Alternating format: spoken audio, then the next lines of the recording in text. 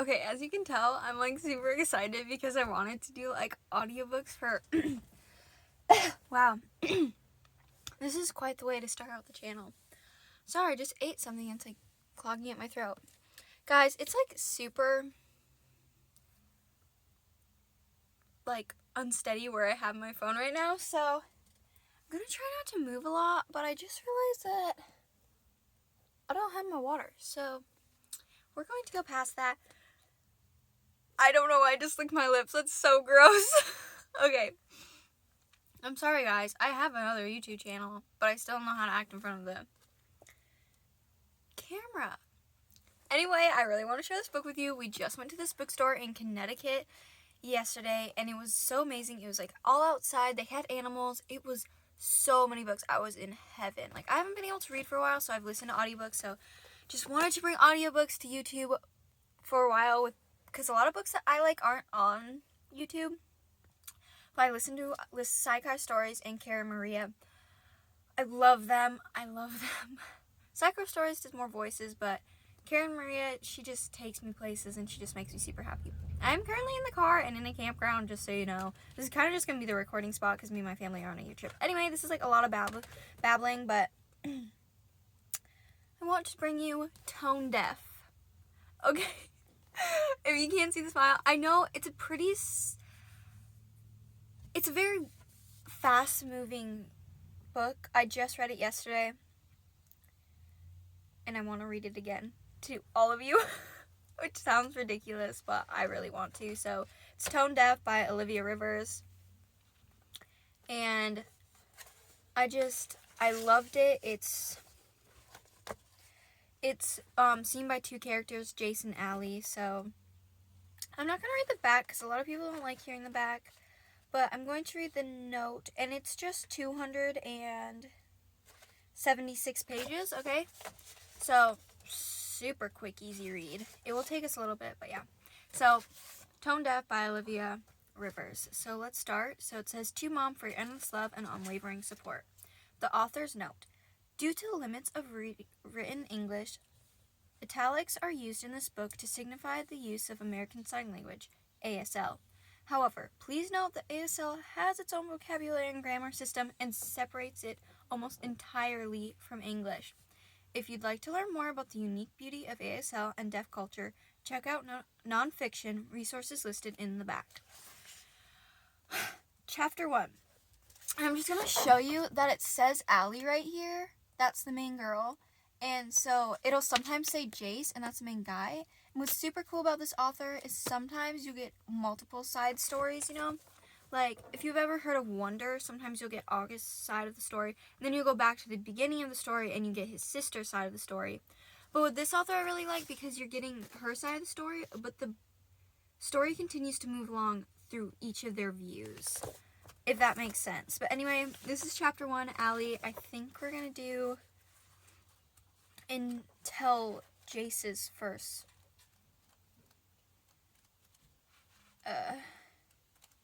Yeah, we should have quite a few pages here. I'm going to stop at probably around 20 minutes because, I mean, it gets pretty long.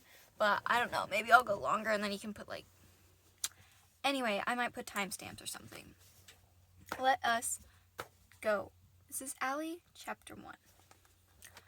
Rock concerts aren't meant to be watched like silent movies. Period. End of story, no exceptions. So what the heck am I doing here? I turned toward Avery with my arms crossed, ready to ask her this exact question for the 15th time. She doesn't notice me. Not that I can really blame her. Surrounding us is a sea of girls wearing blue and green, all of them screaming, jumping up and down, waving their hands to a beat I can't hear. The vibrations of the noise strike me from all sides, like some sort of tidal wave. We're close to a stage, and even though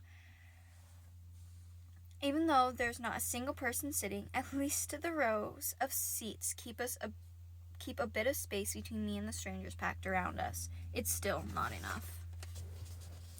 Avery finally glances over at me, her eyes wide with excitement and a goofy grin plastered on her face. Typical. If I even mention the words tone deaf, my best friend turns into a babbling, fangirly mess. Usually her enthusiasm is contagious. I might not get Avery's love for the pop punk band, but I'm no stranger to feeling passionate about music. Tonight is different. All my enthusiasm for this concert fled about 3 hours ago when we jostled through the crowd gates of the stadium and plunged into an unruly mass of tone-deaf fans. Between the ruthless Los Angeles seat and the anxious pounding of my heart, I'm now covered in sweat, and my nerves are screaming at me to get the heck out of there. Avery pulls me into a quick, giddy hug, and I wince as her fingernails accidentally dig into my shoulder. Her nails are painted in alternating shades of blue and green, the same colors of Tone Deaf's album colors, and the posters plastered all over Avery's bedroom.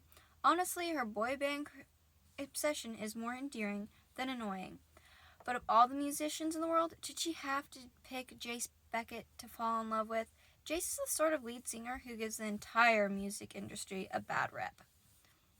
He completely ignores the fans who praise him, and he goes out of his way to badmouth anyone who criticizes his band.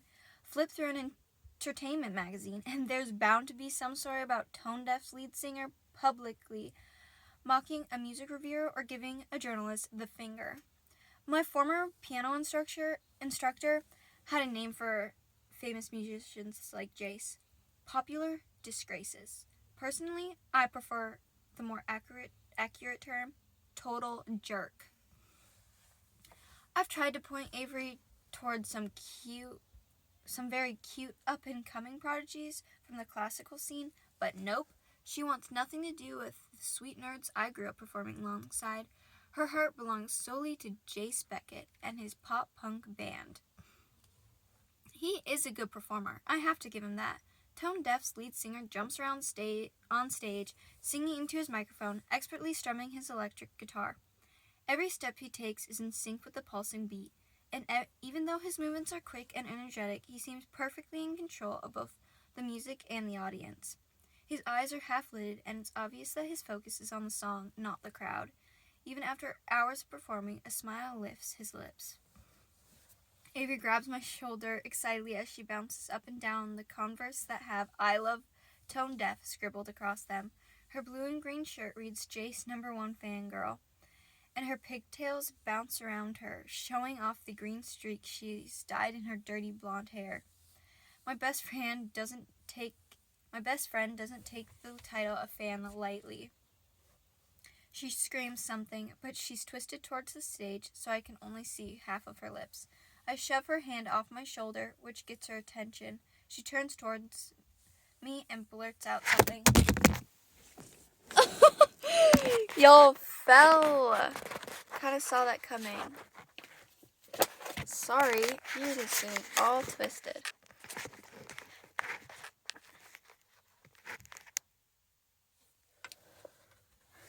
Hopefully that stays up.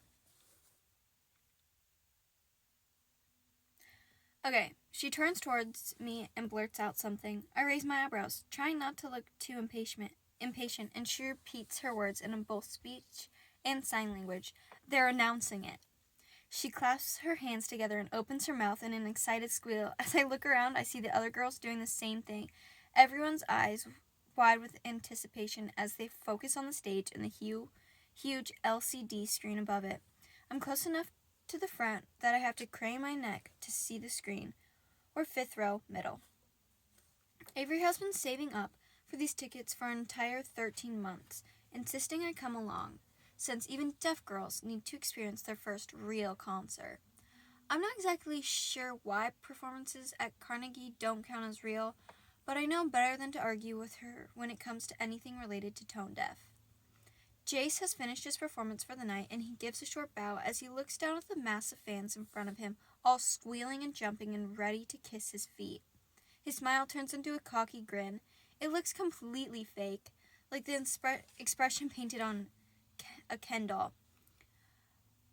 But none of his audience seems to notice. The image on the screen changes to a close-up of Jace's face as he addresses the crowd. "Ladies and gentlemen," he calls out, and a second later, little subtitles dance across the bottom of the screen with his words. I squint as I struggle to read them. Stadiums have to provide subtitles to comply with the disability laws, but apparently there aren't any laws against making the letters ridiculously tiny. The vibrations of the crowd die down a little, and Jace repeats, "Ladies and gentlemen, thank you for coming tonight and helping kick off the Tone Deaf's summer tour." More cheers, more crazy jumping, and blown kisses. "Tonight, a special fan will receive a special prize," Jace says. "Tone Deaf is giving away a backstage tour, so one of you can come meet us right after the concert." The subtitles are quickly replaced with a tiny legal disclaimer. And even though the text is too small to bother reading it all, I get the gist of it. Crazy fans can win a half-hour meet and greet with the band, but the tour is of the stage and not anything in Jace's pants. Then Jace announces, "Everyone in the audience has received a wristband with a raffle code on it," as if every girl wasn't already aware of this. I stare down at my own band. A632D9. I wanted to rip it off as soon as the ticket guy at the entrance put it on, but Avery had started freaking out, signing frantically that the code was defunction it if I took off the wristband. I kept it on, just to please her, but not before arguing back a little. "In 10 seconds, the winning code will appear on the main screen," says Jace. He points upwards, and all eyes turn to the huge LCD screen I'm already staring at. A large 10 appears on the screen, quickly followed by a 9, then an 8. A chant goes up in the crowd, and whatever else Jace wanted to say is drowned out as the concert goers count down. At the 1, a roar of sound hits me, even more powerful than before. I clutch my arms to my chest and turn to the side, trying to ward off the sensations. Something slams into my shoulder as I yelp, glaring at Avery. She excitedly clings to my arm as she jumps up and down. A huge shocked grin spreads across her face, which could only mean one thing. "You won!" I scream, hoping I'm loud enough to be heard over the crowd. "Allie!" she shrieks. "Allie, it happened! Oh my gosh, I told you it'd happen." A bubble of excitement rises in my chest as I watch her smile grow even wider. Avery babbles a long string of words, but no amount of lip-reading skill can help me interpret what she's saying. Then she points eagerly toward the screen, and I turn, grinning as I read the code. I have Avery's code memorized. She's been chanting it like a good luck charm before the concert started, drowning out all the O's like she was practicing for a kiss. My grin falls from my face. I blink, hoping I'm not seeing things wrong. But every time I blink, the screen just grows clearer. It's not Avery's code, not even close. Instead, the bright screen proudly displays A632D9. Well, shoot.